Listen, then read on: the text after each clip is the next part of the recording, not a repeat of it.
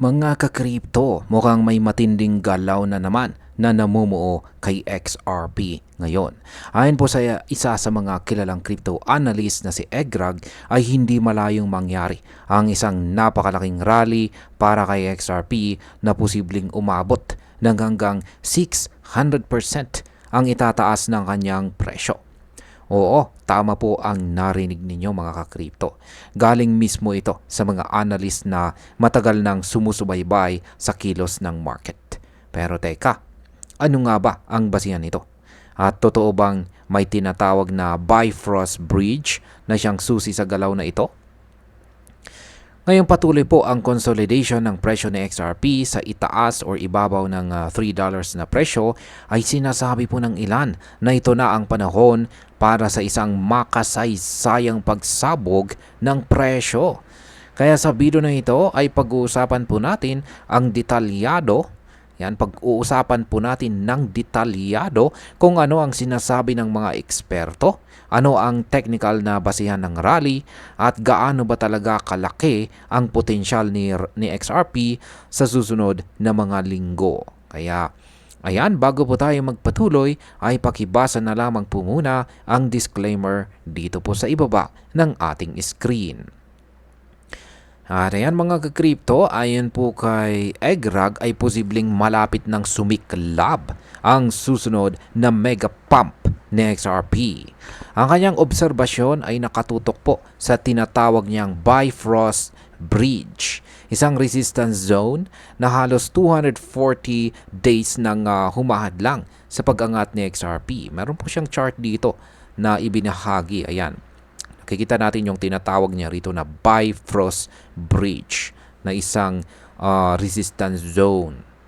Ayan, 240 days na raw na nagsisilbing hadlang ito sa pag-angat ni XRP. Para kay Egrag ay kapag nabasag ni XRP ang resistance na ito at nagsara ng malakas sa itaas ng Bifrost, ay posibleng magbukas daw ito ng daan sa isang historical breakout. Ibinahagi rin niya na kahit bumaba ang presyo ng XRP ng 5% ngayong linggo at nasa $3.15 na lang ito sa kasalukuyan, hindi ito nangangahulugang tapos na ang momentum. Sa halip ay naniniwala siyang naghahanda lamang sa XRP sa isang pagsabog.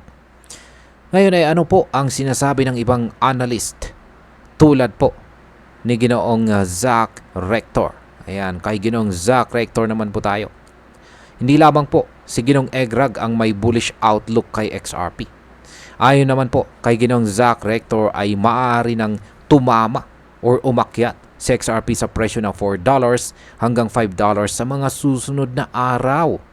Ayon sa kanya ay nasa gitna na tayo ngayon ng isang breakout window na magsisimula August 23 hanggang September 7. Yan ang tindi. Sa kanyang chart ay makikita po ang consolidation sa bandang $3.19.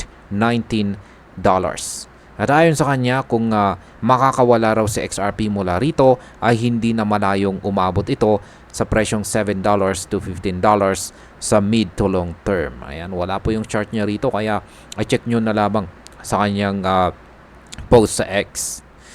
Ngayon, ang sunod po na katanungan dito ay paano naman po nakakatulong ang Fibonacci analysis sa mga prediction na ito. Dito naman po papasok ang isa pang kilalang analyst na si Ginoong Tony Edward. Mula po siya sa Thinking Crypto Podcast at siya rin po ay nagbahagi ng kanyang technical na analysis gamit ang Fibonacci extension levels. At ayon po sa kanyang chart ay may mga posibilidad na si XRP ay tumama po sa mga presyong $4.50, $60, $8, at saka $9 sa loob lamang ng season na ito.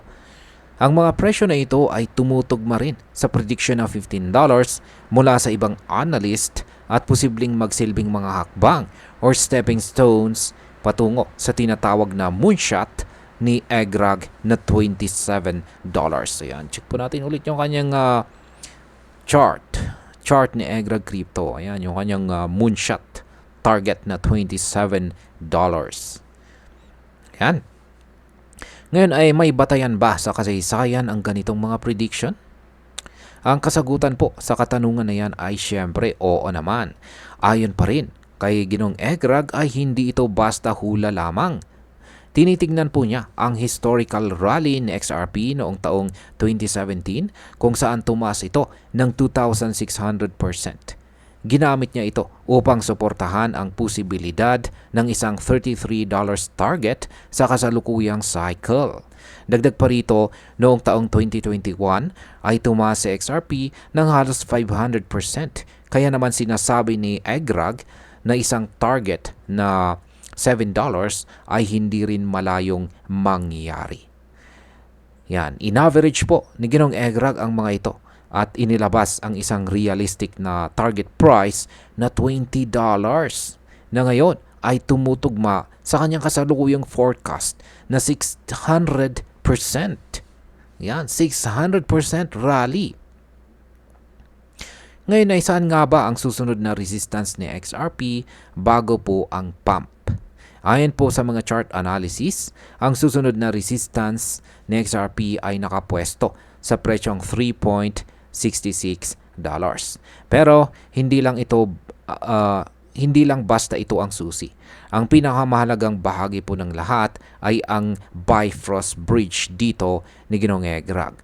Kung malalampasan ito ng mga bulls, ay maaaring magbukas ito ng pinto para sa isang mabilis na pag-akyat tungo sa presyong $7, $15 at maging ang $27 na moonshot target ni Egrag.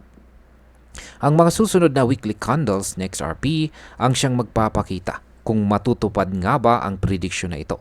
At kapag naging matagumpay ang breakout, maaring pasabog ito sa buong crypto market. At ayan, para po sa atin, kung totoo ngang magaganap ang 600% na rally ni XRP ay tiyak na malaking oportunidad po ito para sa atin. Yan, para sa atin bilang mga XRP holders syempre. Sa panahon ngayon na maraming Pinoy ang naghahanap ng sideline o investment na may potensyal, ang ganito pong galaw ay maaring magbigay ng malaking balik sa ating mga inilagay na kapital or ininvest na capital. Ngunit kailangan din nating tandaan na ang ganitong klase ng analysis ay hindi po garantiya. Dapat nating tandaan ang tamang risk management at huwag pong basta pumasok dahil lamang sa hype. Mahalaga na may sarili po tayong research at syempre strategy na rin. At bilang panghuli, para po sa akin ay isa itong magandang paalala ng crypto ay laro ng tiyaga at saka tamang timing. Ang tagal na nating naririnig ang potensyal na XRP pero hanggang ngayon ay wala pa rin itong solid breakout sa itaas ng presyong $3. Pero sa dami ng mga analyst na ngayon ay sabay-sabay na nagsasabing malapit na ang big move, dapat po natin itong tutukan. Hindi pa tapos ang kwento ni XRP. Kung matutuloy ang sinasabi nilang pagsabog ay tiyak na babago ito ng buhay, lalo na sa mga matagal nang naghintay. Pero sa huli ay tayo pa rin po ang may control sa ating desisyon. Huwag po tayong magpadala sa hype. Maging matalino po tayo bilang mga crypto traders at investors. At ayan, hanggang dito na lamang po tayo sa video na ito mga ka-crypto. Marami pong salamat sa panonood. Ingat po tayo lagi at God bless po sa ating lahat.